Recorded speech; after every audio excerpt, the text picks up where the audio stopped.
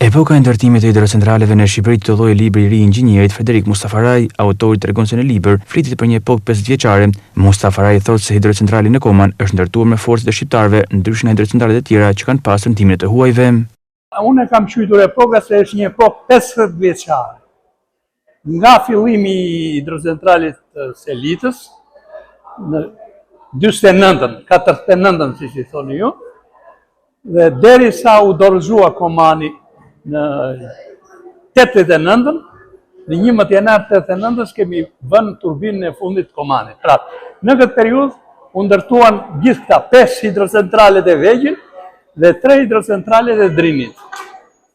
Erdha se unë kam punuar edhe në Bistris, kam punuar edhe në Shkopet, po kur erdha në Shkodër, erdha me gjithë familje, me gjithë grunë, nusën me vete, me 10 të tjerë, dhe filluan punë në Valdez. Mbaroi Valdezi, u nisën në Fjerz. Mbaroi Fjerza edhe në Koman. 20 vjet ja është punuar vetëm ditë për ditë, si i thonë, në Drin, kryesisht në Shkodran.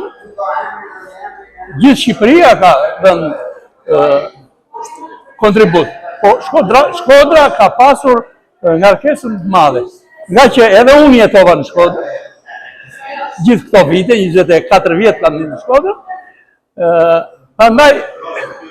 prandaj edhe kur